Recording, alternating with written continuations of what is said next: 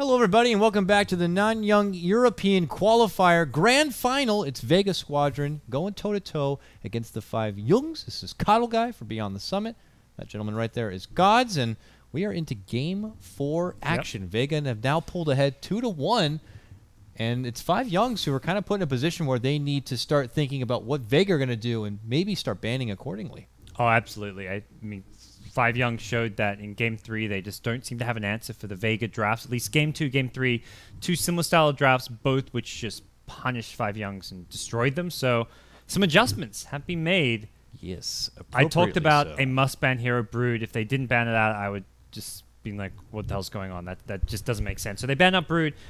And also, the good news is they get Ember Spirit. So this to me is already 5JuNGz drafting themselves into a much sweeter spot than the past. The question is still going to be, what can Vega do with this Queen of Pain they're so comfortable with and can dominate with? They immediately pick up a support that counters the Ember Spirit as well with the Disruptor pickup. So by no means like, oh, Vega's lost the draft, but it does feel like 5JuNGz are in a better position. They've at least forced Vega to go a different direction outside of the Brood Ember Spirit duo.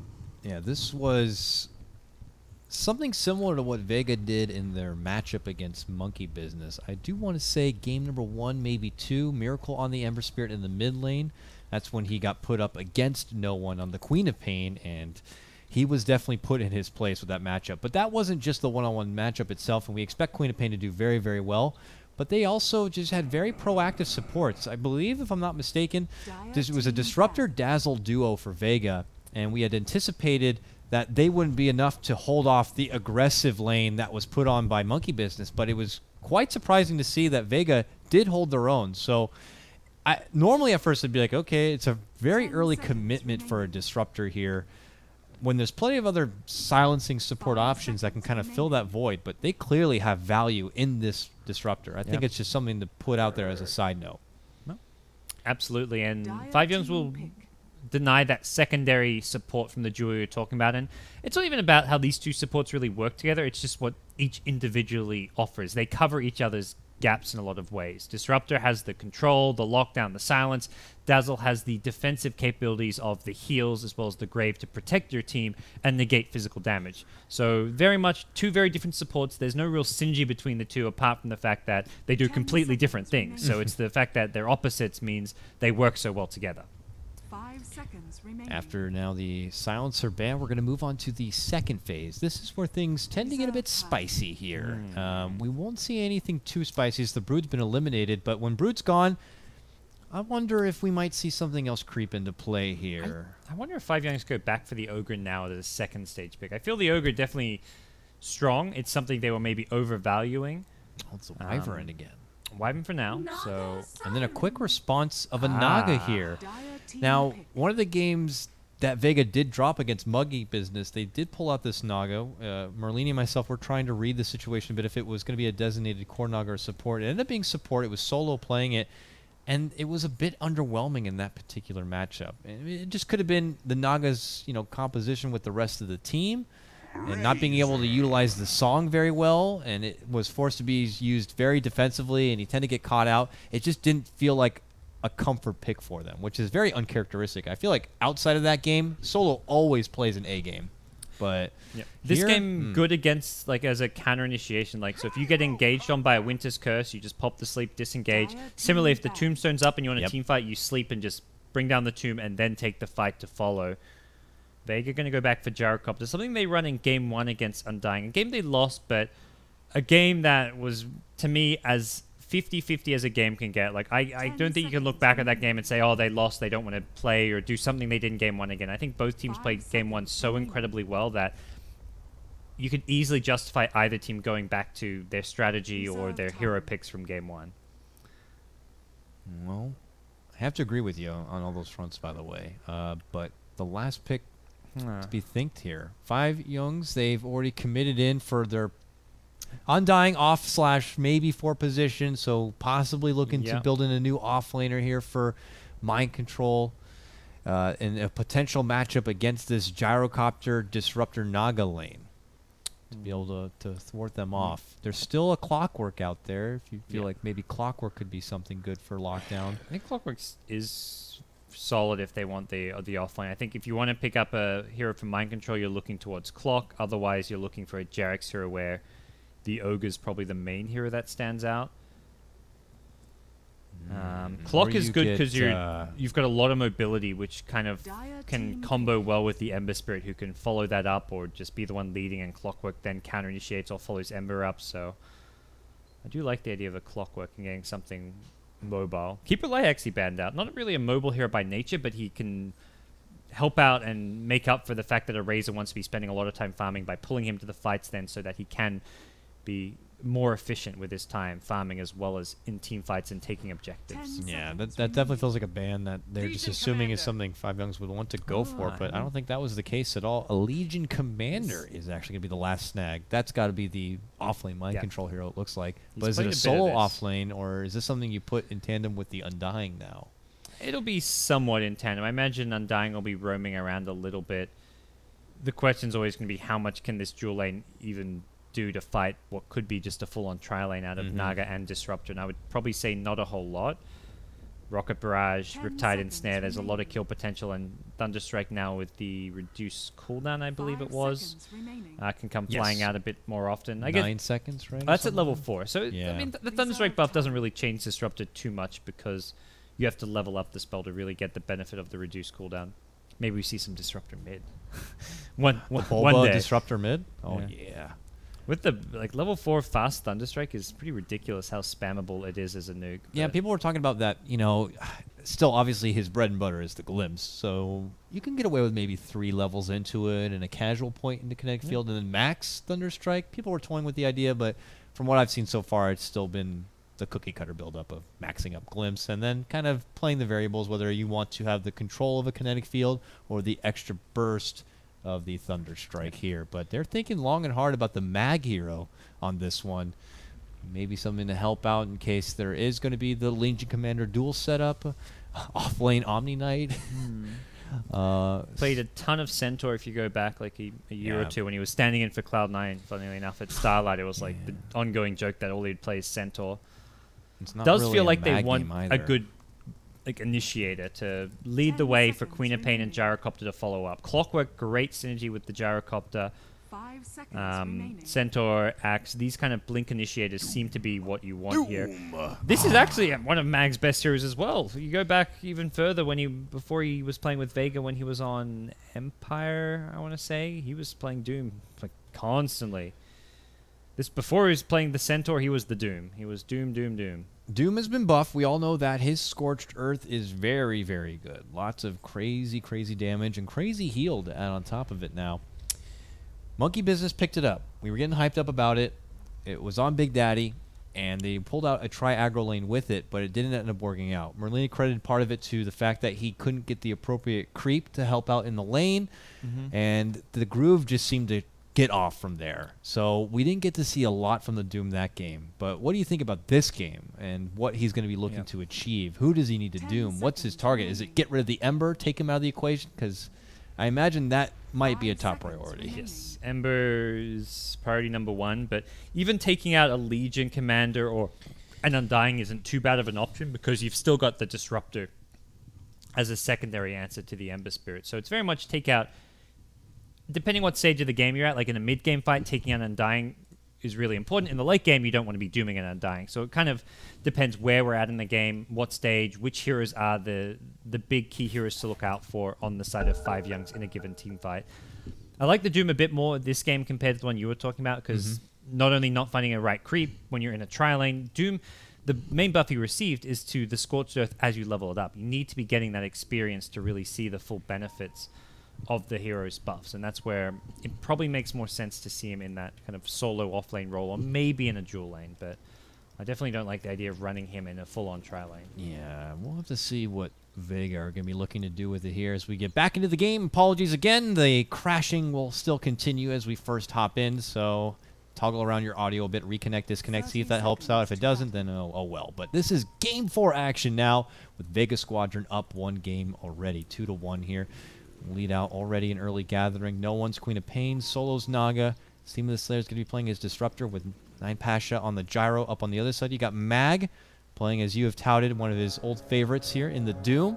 Nearby the river, though, it's Fata on his Razor and Matama Man on the Ember Spirit, who are going to secure that one for their mid laner. Kuro's going to be hanging out nearby on the Undying. Jarek's again is going to be playing the Wyvern, and that will leave Mind Control on the off-lane Legion Commander. So no real audible lane swaps coming out here, gods. It looks like for now they might start with maybe a dual lane at the top. Do you think Jarek's is going to be coming up there to join him, or is he needed elsewhere? It looks like it is going to be the former. Looking at top, Kuro gets a D-ward off with this sentry, and this sentry blocks the big camp, which is really useful to do against a Doom. You don't want him just to be able to walk in there, devour a creep, and get a big chunk of experience. Similarly, he gets off a nice block, so the range creep will die on the dire side up top. So this lane at top is going to push away from Doom, who suddenly finds no big camp. No. Kuro's just going to chase him. If he goes... Luckily for Mag, he's got boots, so he can hopefully outrun and grab a creep. Well, Kuro just wants to leech Satyr, XP. but it's way deep. We'll have to settle for just the ice armor for now. And Kuro actually leached experience from it, so that's why Kuro was just chasing him, because he's like, just deny whatever you can from an offlaner. That's your job as a support in the early game, in the safe lane. So does force Mag to have to do a big old turnaround here and miss out on the first wave of XP mostly. And now Kuro will start stacking up these decays and trying his best to zone back Mag as much as possible. It's easy for now. Once Mag starts getting some levels and into the Scorched Earth, it's not going to be as easy. First Blood's going to be happening on the bottom. It's Mind Control getting a pick on the support. That should not be happening, but he's going to get it nonetheless. Eats a bit of damage here from the Riptide, but he is gone. Wow. Yeah, the boots first build, I guess, coming out on top. That's not where I was looking to expect to see a kill come out early. Well, that is great for 5JuNGz, though. He'll be able to walk back to base. He's going to be boosted up a bit. It's a long journey to kind of step out, but nonetheless, 5JuNGz do strike first, and Mag continues to try to be able to get in the lane and try to get to his level 2, but it is certainly not coming easy. Let's check out this mid lane here. No one 8-2 CS to Fata 6-2 Razor. Not a shutout from either side yet, but we're expecting Queen of Pain to be able to hold her own. Razor's known to be kind of a lane dominator here, but so's Queen of Pain, so who do you think technically kind of gets it, or is it a bit of a washing? More comes down to the player skill and who kind of interrupts here as a commitment in from no one as he gets assistance from Solo, lands the ensnare, but there's so much damage being sapped up from Fata. Doesn't commit forward with another auto attack. It's a bit too hesitant, and no one's going to be able to get away. Okay. That was a weird blink, and you blinking into a Razor, just giving him the free static link was... I guess he just hit level 4. He didn't realize he had static link. Okay, so he was on a 201 build and got static link at level 4, which I think Queen of Pain wasn't expecting. Because I'm just like, I'm watching this like, why on earth are you blinking into a Razor who's just going to static link all your damage? And very much Fata held on to this 4th skill point, or just already had it leveled up and caught Queen of Pain by surprise. Lucky to survive that. I think no one was like so close to going down there.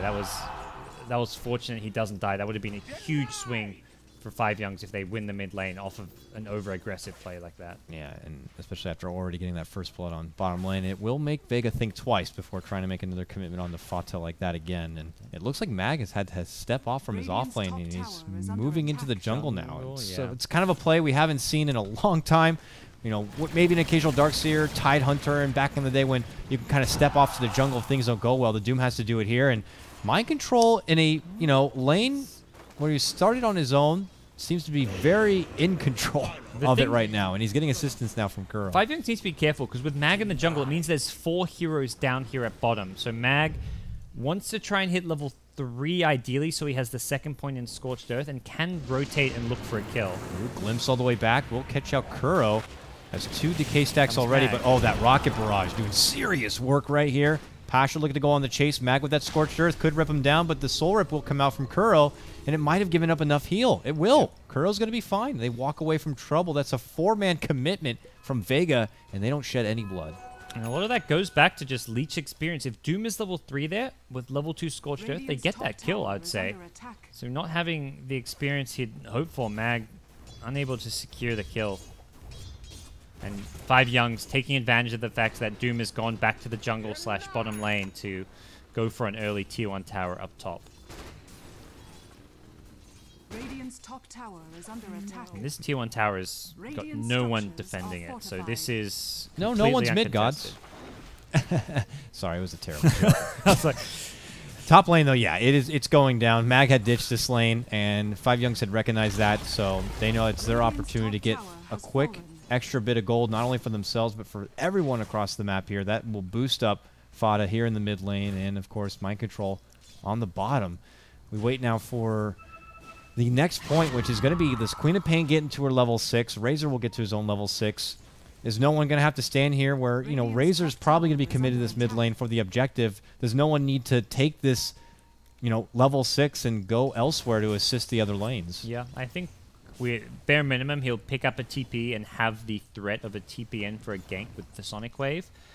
Unlike versing a hero like a Dragon Knight or something, if you TP to another lane to go for a kill, you're not worried about your tower going down in that time. Maybe it takes a little bit of damage, but you can TP to a side lane, quickly get a kill with the Sonic Wave, and then scurry your way back towards the mid lane. So, yeah, he's hit 6, he completes his wand, buys a TP, and he's ready to rotate should an opportunity arise.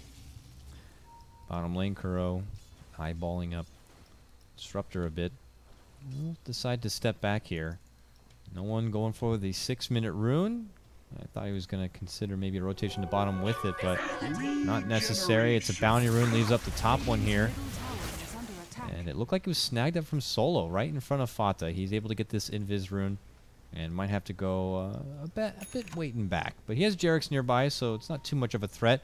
But the scary thing is that Matama Man has been pretty much free-farming this top lane, Gods. We saw what he could do on this Ember in Game 1, and I just foresee that he's going to be able to get pretty much the same thing here. What is Vega's Fall Black Pan to, you know, contain this Ember later on? They're giving him so much. Mid lane, they're going on Fata now. They're going to get him. Sonic Wave, but a Cold Embrace comes out from Jarek's, and that is going to be the saving grace for Fata. They're trying to retreat back and away, but no one's not going to make it out. He ends up going down. Big catch for them, and it looks like a follow-up is certain here for Solo. Matamba adventures away from his top lane, and is going to be rewarded with a pickoff here onto the Naga Siren. 5JuNGz came into Game 4 ready to play, and now they're up and ahead 3-0. Mango, I love when Mango's like secure kills like that. It could have actually had the double Searing Chains initially if he'd popped his Mango earlier, but he used it for the follow-up Remnant, and that's a great rotation. They were so ready for that dive. They knew the Naga was invis. They knew Queen of Pain had just hit level 6 and was wanting to use Sonic Wave, so they were entirely baiting Fata there with the Wyvern behind with a Cold Embrace ready and the Ember ready with a TP. Worst case scenario is maybe a third hero for Vega, and let's say they get the kill on the Razor, but you're always going to get those turnaround kills with Matamba Man. Even if there's 3 Radiant heroes there, Matamba Man's always going to get at least 2 kills, maybe even kills 3 then instead. So just good preparation from 5JuNGz. Looked like initially they wanted to make a go onto bottom lane. Vega trying to maybe get a catch, but their glimpse ended up being off the mark, and they had to continue to wait. Now there'll be no opportunity. Vega still just trying to get an inch in this game. You have to get themselves on the board. Pasha is now level 6 here, picks up his phase boots, and I'm sure they would love to set something up with this call down, but it might have to be a defensive one because here comes trouble. Fata shows up, leads out the charge, and oh, what the nuke damage here on the Pasha is going to put him almost into critical condition. We'll have to hide behind the tower here. Middle tower is under attack. 5JuNGz, though, committing even more. All 5 en route to this bottom lane here, Gods. They want to take a good team fight and follow it up with a tier 1. This is where that Sonic Wave miskill in mid lane really costs them, because not having Sonic Wave means Queen of Pain can come bottom with a screen, but that just really doesn't cut it feels like. Glimpse back on the Wyvern will allow Seema to make it away. Barely right there. Mind Control just a little late with the nuke. And with that, they'll be able to double back and go for that tier 1. Look at this one, Matama Man confidently farming inside the Vega territory now. Scouts out Mag. Mag hits him up with the Doom. Jarek's is going to be here with a Cold Embrace. Might need to use it, but oh, is not going to get to. Sonic Wave flies out from no one, and they'll make it a 2-fer here as they take down Jarek's, getting Vega right into contention, and a net and a call down could even this game right back up, and it will. Vega right back in fighting form will help tie the game up 3-3. And even a chase possible here on the Fata. No, they'll decide to pull off. Loses his double damage when he Shadow Strikes because of the Purge. And that's a pretty costly overextension there. They knew they should have just completed the tier 1 bottom tower. They were all down there as 5. The Sonic Wave was still on cooldown, and they kind of waste time diving for a kill. If they get like the kill on it was what, just a Disruptor behind the tier 1 tower that they went for, it's kind of worth it. But I think finishing the tier 1 bottom and getting these deep wards down would have been the way to play it. Matama Man's back, though, and is about to secure possibly 2 kills. Gets back down, and Solo is going to be the dual damage there. for mind control, but it's Matama Man who picks up both of them. That's okay. He's made up for it now. He's yeah. looking better. First it felt like Vega were right back in it, but then quickly 5JuNGz just kind of proved me wrong. Fata gets sent all the way back, away from this 10-minute rune. Sima wants it. Sima's got it. Now he'll go for TP, and no. Now the rune was not worth it at all. Bottom lane, though, look at this. Call down to come out. It looks like they might be able to get mind control. The Legion commander will be taken apart. Kuro obliterated. And when you can take fights like that and come out on top on the Vega side while Sonic Wave's on cooldown, that's huge for you. Not to mention Doom also on cooldown. Oh, and Snare on the Fata. His static link is going to be quickly broken here, and Mag is looking to engage. He's got Doom, and he might commit it. He will. Doom now on to Fata. Here comes Matama Man looking to intercept. Tries to go for the Queen of Pain. Looks like it will get it here. Slices her apart. Yep. And he's got another Remnant if he needs an escape, so he can stick around a little longer, maybe forced to use that Remnant. Now gets ensnared. Flat cannon activated, but Pasha on the retreat. Remnant forward offensively here. Will help secure the kill on the gyrocopter. Fata. Killing spree. Duel's back up. We're going to purge up Matama Man here. Solo on the chase. That will lead to the duel. And that will lead to the extra damage here from mind control. Already boosted up to plus 20. As Vega will lose 3 all day. Plus their tier 1 on the bottom lane. That's the kind of aggression you expect to see. Matama Man just seems so much more in his comfort zone on the Ember Spirit compared to the hard carries we saw with Lycan and Spectre, and it's paying off here in the early game. 5JuNGz want to be a team that can dominate the early game. That's how they destroyed Monkey Business. Go back to a team that in the past gave them problems. If you look at some of the qualifiers for like other events, I think it was ESL 1, and it was very much the early game where they could dominate, and we didn't see that in game 2 and 3 against Vega. They struggled in the early game. They picked these more late game oriented drafts with the carries, and it just didn't work for them. This time around, though, the Ember Spirit, the Razor, the Undying pick, all geared to doing well in the laning stage and being able to take these early engagements. And we see ourselves in much better position. Nice Sonic Wave catch, and they're going to get the range for the glimpse. Brings Fata back in, but they got Kuro in the action now with a Tombstone committed. They still can't finish off Fata. He's going to be able to weasel away and into a Cold Embrace. He is all good here, and this is where we might see a bit of a problem for Vega. The support's still not at level 6, and Jarek shows off the fact that he is at level 6. Huge Winter's Curse, a follow-up kill on the No One. Mag is going to be the third target, and 5JuNGz claimed easily 3 lives in the mid lane. That is just a huge rotation from behind coming out from Ember and Legion. It was looking like a kind of neck-and-neck fight where the Razor survived, the Undying was going to go down, and suddenly, out of nowhere, this big flank comes in, and Legion with a huge nuke. The Ember, obviously, in prime condition to fight now. Level 11.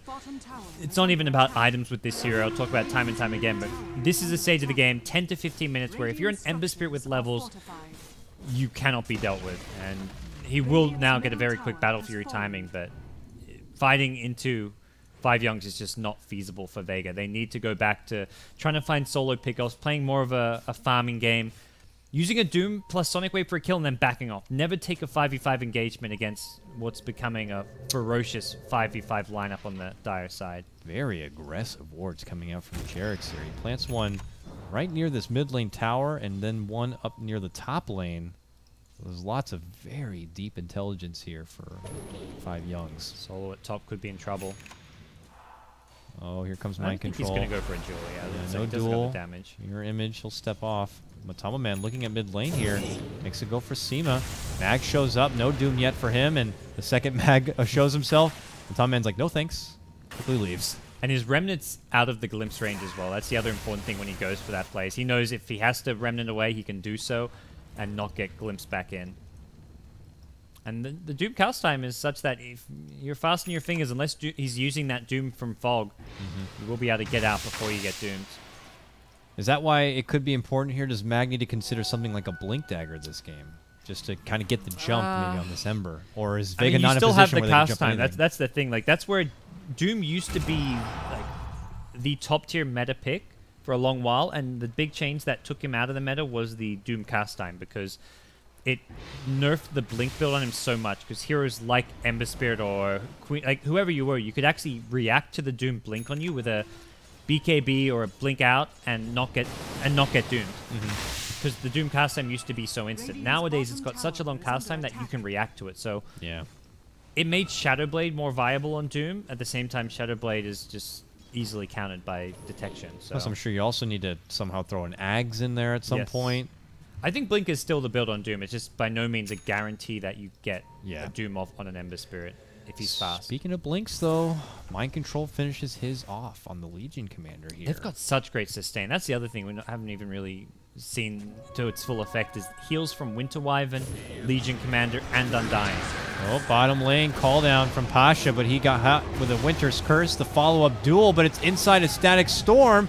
They help with the sleep, but it doesn't matter. Gyro still goes down, but they get a good response, taking out Matama Man, but Vega potentially to lose more here. Tombstone down, Solo trying to finish it. Doesn't matter. Is going to be taken apart. It's Fata who tries to clean up. He gets a double. Looking for a triple here, and Mag will be the triple kill. Mag does get one kill for himself, but it is a 5-man wipe on the side of Vega.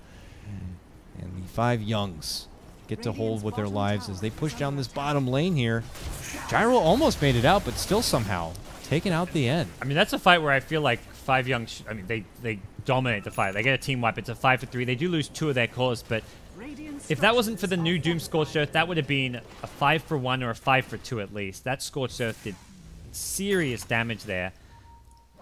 And also with the added damage that he's dishing out with the Pack Leader's Aura and the Critical Strike, he was managed to get that final kill on Legion Commander before going down. But even with the buffs to Doom, it was just, you're fighting under Tombstone, under the constant sustain of the 5JuNGz lineup, the Plasma Field's getting thrown out.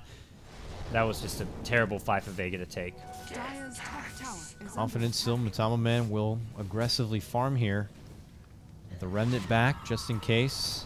Doom will spot him out, but Matama Man's already out the other way. Just kind of being a bit of frustration here for Vega. And you can't help but feel like, you know, this Queen of Pain could be plateauing a bit here, gods. This is usually her real time to shine, and here she is sitting 2, 4, and 6. You know, participating in the majority of their team's kills, but I'm sure they would love to get more if possible. But no Sonic Wave right now. Not going to be any sort of potential to get this Matama Man unless they get a big Static Storm. Glimpse. And he's just going to walk out from the Static Storm on the other side of the kinetic field, and it's actually seeming the Slayer's going to get caught out with that Blink Dagger. Mind Control steps in and just gets an easy pocketed bit of damage, now up to plus 50. They had no Sonic Wave. That was a bit overzealous from Vega and put a lot of stock on this Queen of Pain. This was the hero they took over the Ember Spirit, which has been the deciding hero. Ember has won all 3 games so far, and not to mention looking earlier in the tournament for 5JuNGz. Matamba Man in both the first and second round played, I think, 3 or 4 games of Ember Spirit. So to take this Queen of Pain over the Ember, you're expecting a high impact Queen of Pain, and that's just not what we've seen. Certainly not. Oh, it's a short blink. Oh. Mind Control's able to get in. Doesn't have the duel for one more second. Has it now. Gets it off. Oh, big catch for them, and that's going to be even more duel damage coming their way. Up to 64 now. Very unfortunate. Blink back there for no one. Almost feels like Vega are in tilt mode at this point, gods. It just continues to crumble apart like dominoes here. Well, that blink especially, that was like a, 700, 800 range blink. That was really bizarre. I think he was maybe expecting there to be heroes flanking him from the lane, so he didn't want to like blink right back in the lane, but really just unexpected play from no one who's been so solid throughout this tournament. 5JuNGz find themselves in a good position to force the game 5. Still early days, 18 minutes in, but they're controlling the pace of this game. You can see it on the graph. 75, 8K or so net worth advantage for the 5JuNGz, and pretty much a mirror as far as XP goes. And they're using their power advantage to keep moving past the river and force Vega back. You can see now, smoke movement here. 5JuNGz heading all the way down to bottom. They have a Winter's Curse ready to go. The duel's back up and ready. And already Mind Control is starting to hit pretty damn hard. He's been like almost, to me, like the MVP in some ways so far. He got the solo kill in the off lane. He's just always been in the right place to help out his team with press the attack and just get these good counter initiations off. He's had such a high impact for an off lane. I guess that high impact is largely as a result of how well he did in lane, but it's great to see Legion Commander doing so well, considering on the 6.84 patch was a hero who really struggled. Yeah. And Vega now are just going to have to scrap together any sort of small defense to just kind of relieve the pressure here, but it's certainly not them on the offensive. Mag has his blink now, but it's not coming out as a surprise. He was seen on the map, so I'm sure it's something 5JuNGz are aware of. Can they get the surprise, though, with this smoke?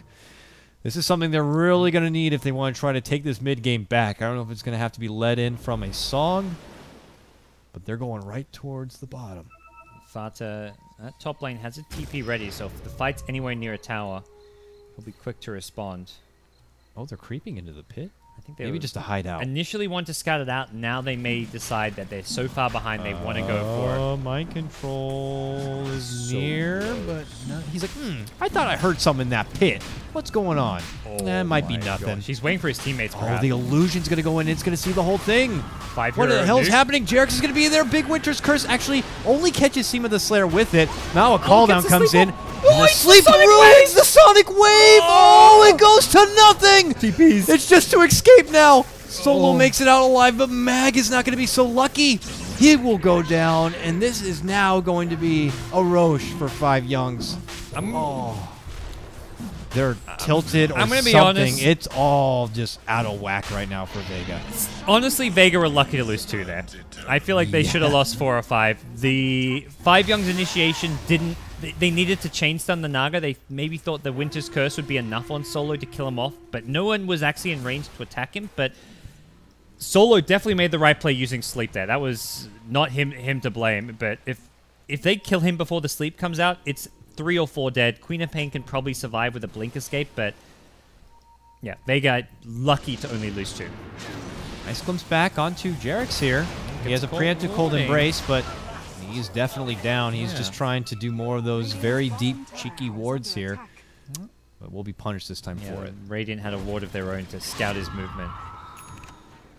All right, Vega showing they have a little bit of spice there, but the overall 5v5 fights have certainly not been doing them justice. That's like the first positive pickoff they've had in what feels like at least 10 minutes. Oh, and as usual, Fata on this Razor just gets so much farm. He very much plays like the carry role while Matumba Man plays that tempo controller fighting style carry when they get this Ember Spirit for him, and this just seems to be 5JuNGz in their comfort zone. Fata now with a BKB complete coming out on Courier. They've really got everything they need to just take out these last couple of outer towers, or 3 tier 2 towers remaining, but I can definitely see them with the Aegis getting all 3. Here they come. They want to push this into a game 5. 5JuNGz charge on here. Vega quick to try to relieve some of the pressure on the other lanes, but no one's going to be waiting a bit. They'll head all the way up, push out that. And now they wait. They have Doom, Static Storm, Solo. No song, though, Gods. Needs another 45 seconds, being it's only level 1. Will 5JuNGz just take the tier 2 and walk away? Yeah, looks like it. You can't really get much if you go for the high ground. There's not enough damage output to break through, and there's good enough high ground defense coming from Illusion Riptides. Gyrocopter can drop a cooldown if they really need. I mean, there's not great wave clear from Vega without getting in close and putting themselves in danger, but there's enough, so... I don't think this will be the Aegis we see any Rax claim, but it could very well be the Aegis we see all the outer towers go down and possibly 5JuNGz finding a few kills or pickoffs here and there. We'll see. 5JuNGz, though, know that they have farming control here. Top 3 net worth all belong to them. So if they need to itemize the extra step or 2, they will not hesitate to do so. Fata's new BKB is now in set. Mag blinks right into 3 and right into a Winter's Curse. And now the tombstones drop. Mag is dead. They were hoping to get a blind catch onto maybe a solo target, but 5JuNGz are all there in the woods hanging out. And Mag will lose his life. Pasha, the drums are on the run, but... He's not popping his drums. He should be. I was looking for the outside 5JuNGz. It's Solo who's going to be caught out. Pasha's still not using the drums even to assist right there. And, oh, they're going to get the dual catch onto no one. And more damage going the way of the 5JuNGz side. That was a full-on retreat. You got to pop the drums there on Gyrocopter. He's still got all 6 charges. It's that Black thing. Like Black says, you know, he's like, I get drums, but sometimes I just forget to use them. It's just +9 to all stats, or even... It's not even +9 anymore, is it? Oh, it's still +9 to all stats. Uh-oh. Fata taking this little fish lady for a walk. Bam, bam, bam, bam. And bing. Not you, but you. Got that one. And I'll take out the illusions, too. Fata's successful pick. He is now beyond godlike, or, well, just godlike, I guess, technically. Ollie gets that pick. The rest of his team clear out the remaining bits of this tier 2.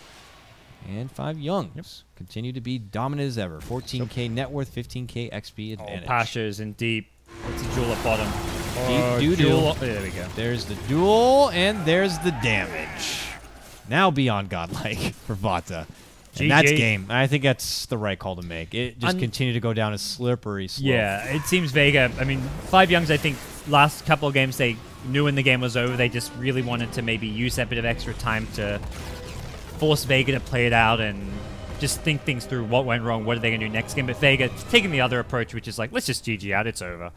And, yeah, Game 5. Game 5 hype. Doesn't take long for 5JuNGz come out in all cylinders. And so for there, it was like, okay, emphasis on making sure to remove the Brood. Ember, though. Ember must be taken care of. Whether it's banned